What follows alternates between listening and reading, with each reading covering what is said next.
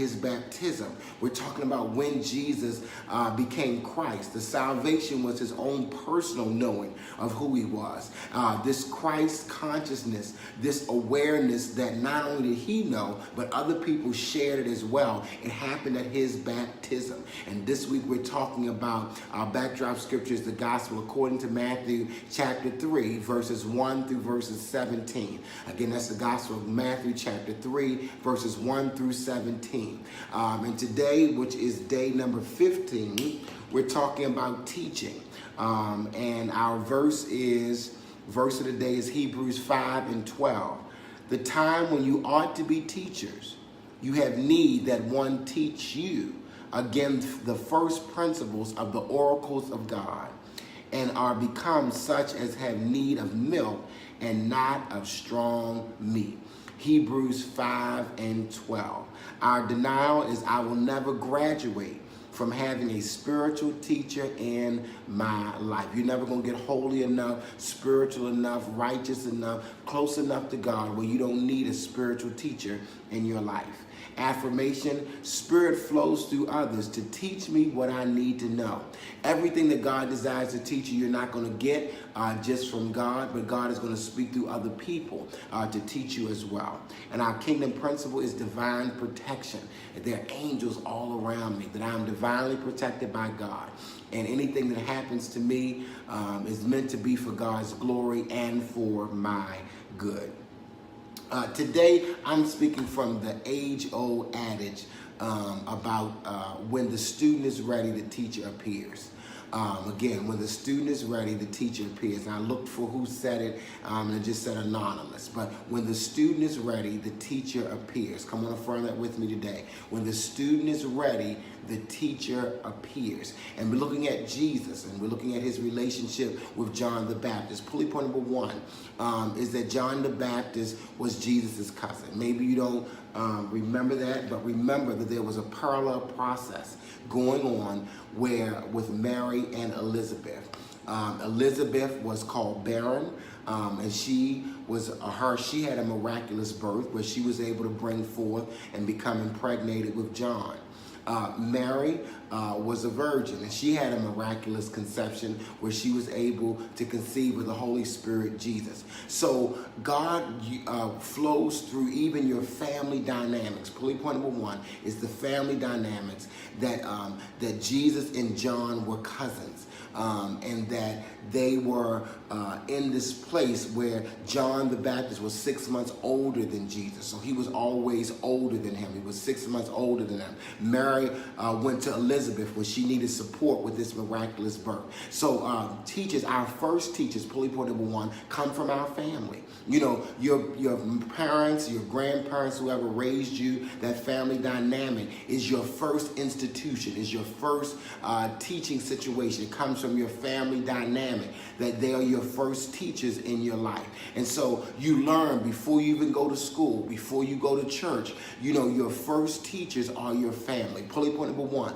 And so thank God for all the things that your family teachers have taught you. Pulley point number one is family teachers, family dynamics, which means before you go to preschool, before you get into formalized education, your first teachers are your family. And some of the things that they taught you were powerful, that you hold on to for the rest of your life. And some of the things that your family taught you no longer work for you, or they were just teaching you what somebody taught them, but it may not be the highest and the best for you. But that does not stop you from thanking God for your family dynamic, that were your first, whether it was your parents, your grandparents, whether you were raised by an aunt, an uncle, a cousin, even if you were adopted or you were in a foster situation, that family dynamic, whatever it was, that family dynamic, your family are your first teachers, all right? So thank God for them. Embrace all that they taught you that works for you, and all that no longer serves you well, release it and let it go. Just because your family taught you that, or maybe a family tradition, does not mean that you have to live by that for the rest of your life. Think about it now. You're an adult. You're able to evaluate and say, does this work for me? You know, it may have worked for my grandmother, but that doesn't work for me. Thank you, Grandma, for teaching me this, but I'm going to release this and let this go. All right, so pulley point number one, your first teachers are your family. And when the student is ready, the teacher appears. And so when you were ready to come into this earth, your teachers, your family, they were your first teachers. Pulley point number 2, your school teachers. Are your second teachers, whether it was where you started pre-K, K2, K3. Brittany and Courtney, they started at K2. As soon as they were 2 years old, they went to pre-kindergarten. So whether you started at Head Start, K2, K3, K4, K5, whether you skipped over preschool and went straight to first grade, those teachers in those institutional settings, nursery school, preschool, elementary school, middle school, high school, even those in your professors in college, undergraduate school, graduate school. The second pulley point number 2 are the institutional teachers, are the teachers that teach you in an institutional setting. And I thank God that I had the privilege to be a teacher for 20 years. I never thought that I would be at St. Francis Academy that long, but I was there for 20 years. And even though I moved up from an intern to a part-time teacher, part-time therapist, counseling, full-time counselor, part-time counselor, part-time teacher, director of counseling, assistant principal. Even though I moved up, I always make sure that I still taught. That I never desired with all the promotion and elevation that I would not teach. I could get in that classroom, I would sub for teachers, I would get in that classroom, and sometimes I had to teach for a semester or for a course for a year. I never desired to forget that no matter what educational title I got in administration, I was a teacher first. And so I thank God for that experience of being in an institution and having institutional teachers. Who was your favorite teacher? Who was the teacher that really sticks out the most? Come on, tell me, who was your favorite teacher? Because we're thanking God for spiritual teachers in our lives. And John the Baptist was Jesus's spiritual teacher. So he learned lessons from Mary and Joseph, but he also learned lessons from John that Mary and Joseph were not able to teach him. Come on, tell me, who was your favorite teacher? Who taught you the most? Where did you get that affirmation that you needed? Where did you get those powerful lessons that you needed? And we thank God today for all of those that work in schools, all of our teachers. Come on, let's give a shout out to them today. For all of our teachers, all of our administrators, cafeteria workers, crossing guards, all those people that work in the school setting. We thank you and we bless you for working with our children. You got lots and lots of children appearing. And so we're grateful for it. Come on, let's give a shout out to our educators today. Let's give a shout out to those college professors. Whatever level it was, maybe it was elementary school, that's the teacher that stood out for you, or middle school, or high school, or maybe it was a college professor that stood out for you. Come on, thank God for those teachers in your life, and not only the people, but what they taught you. As institutional teachers come into your life, they come to teach you specific lessons. And when you're ready to receive the lesson that they're there to teach you, those people manifest in your life. Your soul calls for them. Just like your soul called for the family teachers, pulley point number 1, your soul calls for pulley point number 2, the institutional teachers, the formalized class where you got homework and classwork and drills and quizzes and tests and group projects and papers. We thank God for all of that process of institutional education where some people are not able to go to school. Some people drop out of school. Some people do not receive a formalized education in various kinds. So thank God for those teachers. Thank God for the institutional education you received. At whatever level you received it. Come on, give me some hearts. Give me some thumbs up.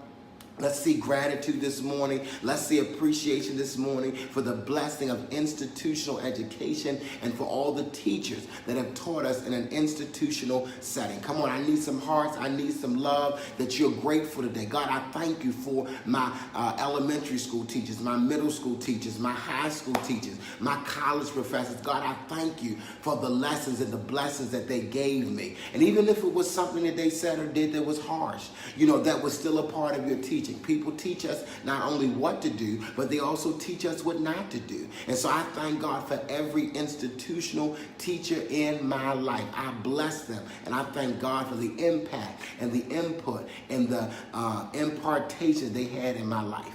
Pulley point number 3 are our spiritual teachers. So we had family teachers, we had institutional teachers, and now we're talking about spiritual teachers. As I said, John the Baptist was Jesus' spiritual teacher.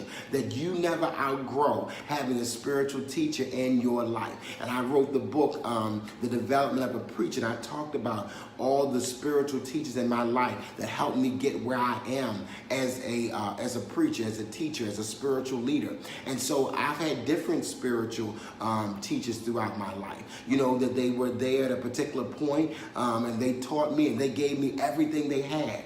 And then they transitioned, or I transitioned, and I graduated to another spiritual teacher. You're never going to graduate from needing a spiritual teacher. A spiritual teacher may transition and you get another one. Or you may transition and they've given you all that they've got to give you, and they release you and they bless you to go along your journey. And as you go along that journey, then another spiritual teacher will appear. I remember when the Reverend Dr. Mary A. Tompkins transitioned in 2013. I went like, you know, even though, you know, I tithed to different people and Kotek tithed to different organizations, you know, because we believe in that tithing principle, to the heave offering and heaving up. I did not find a spiritual teacher in my life for like 3 years. And there was such a something missing in my life. It was such a void in my life until I met Dr. Andre Fies, who is currently my spiritual teacher, my spiritual covering. And that relationship, that God will draw your heart to a spiritual teacher. The Bible says God will call the hearts of the fathers to the children, the hearts of the children to their fathers. And it's not just the father-son or the mother-daughter or mother-son spiritually relationship, but it's any spiritual teacher. It's not just that they're giving you intellectual understanding, but they are laying a basis and setting a foundation for you to receive spiritual understanding, for you to be able to go deeper into your relationship with God, for you to be able to grow in your Christ consciousness. So today we're thanking God for our teachers. Pulley point number 1, our family teachers. Pulley point number 2, our institutional teachers. And pulley point number 3, our spiritual teachers. And when the student is ready, the teacher appears. And so as you're ready, the spiritual teacher will manifest in your life in new and different ways when you're ready to receive what it is they have to share with you. I love you so much. God bless you. Thank you so much for being a part of the Daily Download. Remember to drink the water. And this week, this is week 3, where we're talking about the baptism. We're letting go of sweets, any type of dessert, you know, cookies, candy, cakes, pie, donuts. Yes, we're letting go of all of that. You know, this week is the week that we let go of sweets and we focus on natural sweets from honey, like John the Baptist ate locusts and wild honey, and we're focusing on the sweet from fruit. But any type of artificial sweetener or any type of dessert or anything that would curb your sweet tooth, we're letting go of those, all right? So that we can continue to manifest the Christ consciousness. I love you so much. God bless you. Share this on your page with somebody else and let them know that when the student is ready, the teacher appears. And also, you can boost this post, share, meet a need, sow a seed, boost this post. You can boost this post as well. And thank you so much for being a part of the Daily Download. We'll be back tomorrow morning at 6:30 a.m. I don't know what you call them, but I call them way short. My example of what it means to be fully human and fully divine. God bless you. Love you. Have a great day.